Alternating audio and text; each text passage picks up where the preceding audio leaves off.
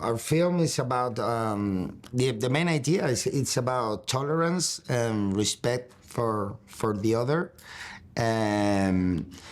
because we came to this world with this bullfighter world with a lot of respect, and the way we did was just put a character that's just like it would be us, looking at that world and trying to tell a story where. The main idea is that you don't need to understand completely to the other person in order to respect or even get into love him. What sparked the idea for this project? Okay, the thing is, we've been friends for a long time. We've been friends since the end of the past century, 1997, when we were both students at Madrid Film School. So it's a long way. And one day we ended up in a party at a bullfighters hotel room.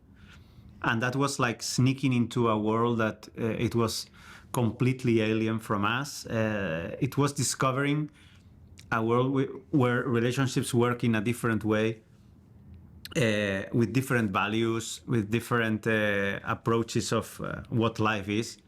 And for us, it was fascinating, bizarre, a little bit flamboyant. It was Out of time. out of time. We always say that bullfighters for us are like travelers in time.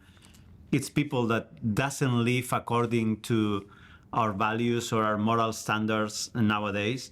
It's like a vestige from old ancient times, and that implies that they live in a very different way. And everyone who surrounds a bullfighter takes part of that strange world that in which death is always present. I think that is what really makes a difference between a bullfighter and a normal person, that death is part of their daily life.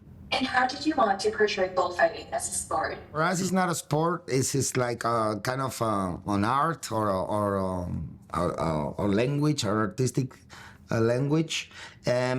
We wanted to do it with respect, out of any controversial. We didn't want to harm anyone's sensibility.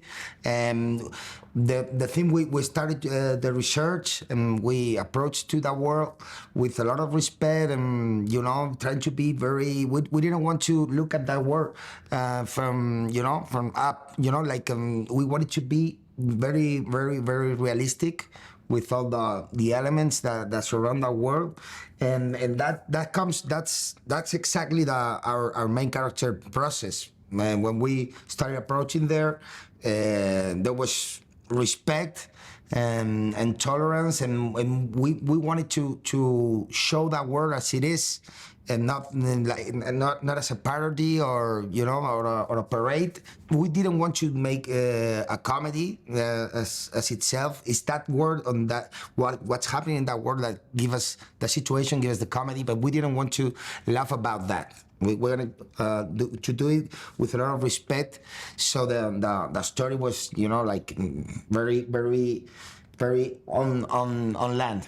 Can you tell us a bit about your casting process? What qualities were you looking for the actors for David and the Maestro? Oscar Jaenada was in the project aboard from the first minute, because he has some quality that is very rare to find in an actor. That is that he makes what it's extravagant, he makes it natural. You see a real person below all that surface of flamboyant things. It's something that he has a quality that I think it's very rare to find.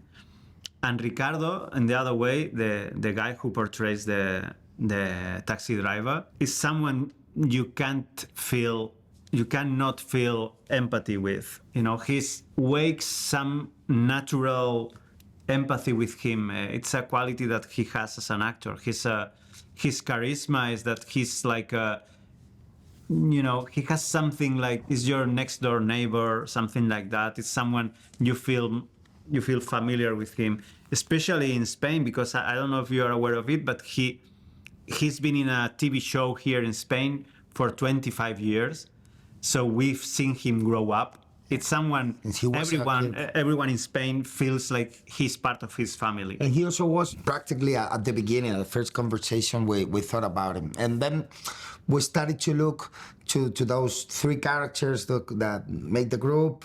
We wanted some people, the actors that weren't so well known. So in order to surprise, because we have these two main characters, these two actors that are very well known, and the other, the search for the character was with the rest of the group, with the other three. And for the character of the Maestro, he is so fascinating. Did you have any real life influences, people who influenced him, or characters who influenced the creation of him? He's like a collage of some different popular bullfighters, especially. There is one whose name is Morante de la Puebla, who is nowadays he's like the top figure of bullfighting in Spain, and he's well known not only as a bullfighter, but the way he dresses, the way he talks is very particular, and he was, I think, one of the main influences for Oscar, as well as Alejandro Talavante, who is another bullfighter. He made friends with him, despite the fact that Oscar, he doesn't support bullfighting. The bullfighters, the big ones, they all have this legendary thing about, they have, because I think that their work, their job, and that confrontation with daily with death, they give them that gives them that quality of being over above us.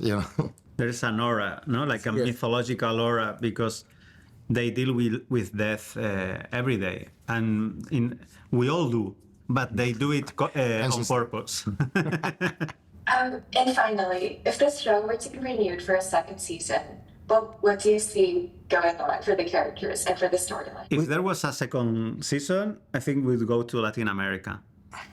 Because when the season ends in Spain, it starts in Latin America. It's where all the bullfighters move there. And I'm sure there are a lot of things going on. There will be a lot of situations. A lot of situations. See, this group, they're like his entourage, and we could send it like to the moon, and it would work. It would be fun.